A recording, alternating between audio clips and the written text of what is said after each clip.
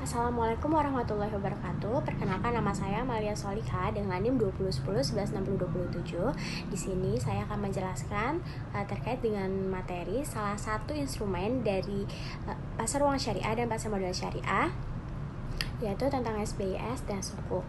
Untuk itu, tonton terus video aku ya.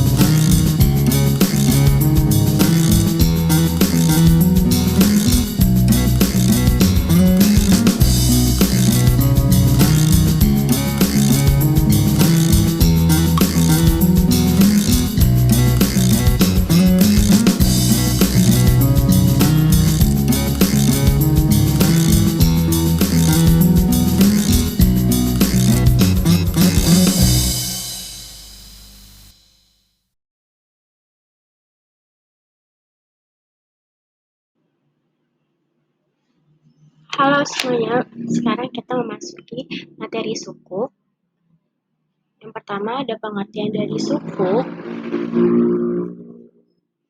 Nah, yang di sini ada dari Accounting and Auditing Organization for Islamic Financial Institution atau AOFI.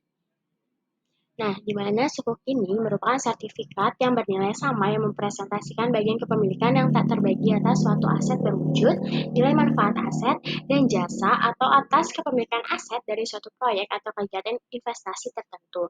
Yang kedua ada dari Otoritas Jasa Keuangan berdasarkan POJK nomor 18 POJK 04 tahun 2015 tentang persyaratan dan penerbitan sukuk. Nah, di sini sukuk adalah efek syariah berupa sertifikat atau bukti kepemilikan yang bernilai sama dan mewakili bagian yang tidak terpisahkan atau tidak terbagi atas aset yang mendasarinya. Selanjutnya, kita masuk ke karakteristik dari sukuk. Yang pertama, memerlukan adanya underlying aset dalam penerbitan. Nah, underlying aset di sini merupakan aset yang dijadikan sebagai dasar dalam penerbitan sukuk berdasarkan prinsip syariah. Nah, yang kedua merupakan bukti kepemilikan atas underlying aset. Yang ketiga, imbal hasil atau return yang diberikan berupa upah sewa atau ujroh, selisih harga lebih atau margin, dan bagi hasil sesuai dengan jenis akad yang digunakan dalam penerbitan. Yang keempat, terbebas dari unsur riba, gharar, dan maisir. Yang kelima, penggunaan dana harus sesuai dengan prinsip syariah. Selanjutnya, ada skema sukuk. Ini dimulai dari emiten, menerbitkan surat berharga, kemudian investor atau lembaga perorangan ini menyerahkan dana sukuk itu ke emiten, kemudian emiten memberikan imbal hasil dan mengembalikan dana sukuk tersebut kepada investor atau lembaga perorangan.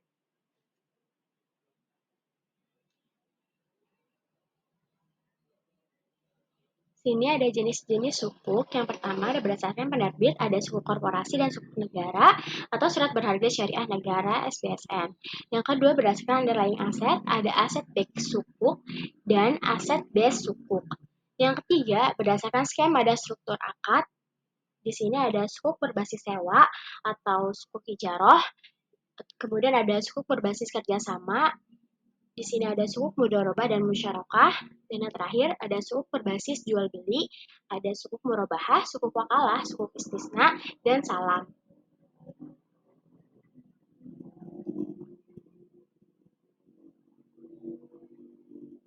Kemudian ada pihak-pihak yang terlibat dalam penerbitan sukuk. Yang pertama ada emiten, di mana emiten ini merupakan pihak yang melakukan penawaran. Yang kedua ada investor sukuk, di mana investor sukuk ini berupa individu maupun institusi seperti perusahaan, bank, reksadana, asuransi, dan lain sebagainya. Kemudian ada special purpose vehicle atau SPV, di mana SPV ini merupakan entitas berbadan hukum yang berfungsi sebagai penerbit sukuk. Nah, tapi saat ini di Indonesia SPV ini hanya digunakan pada penerbitan sukuk negara. Kemudian yang keempat ada wali amanat, di mana wali amanat ini sebagai wakil atas kepentingan pemegang sukuk atau investor. Yang kelima ada penjamin emisi efek atau underwriter, di mana underwriter ini merupakan perusahaan efek yang membuat kontrak dengan emiten untuk melakukan penawaran umum bagi kepentingan emiten. Nah, tugasnya juga selain itu untuk merancang dan menyusun struktur sukuk sesuai kebutuhan dari emiten. Yang terakhir ada perusahaan pemerikat, di mana perusahaan pemerikat ini merupakan perusahaan yang memberikan penilaian atas kemampuan perusahaan untuk melunasi pembiayaan, kemudian kemampuan pembayaran imbal hasil tepat waktu, dan yang terakhir ini kemungkinan dari gagal bayar.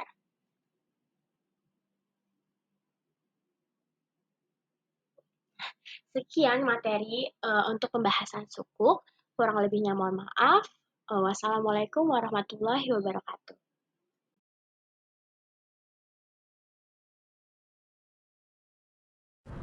Nah, teman-teman semua, tadi udah aku jelasin kan terkait dengan SBS dan sukuk. Gimana? Semoga apa yang aku jelasin ini bisa dipahami oleh kalian semua ya, dan semoga bisa bermanfaat untuk kita semua.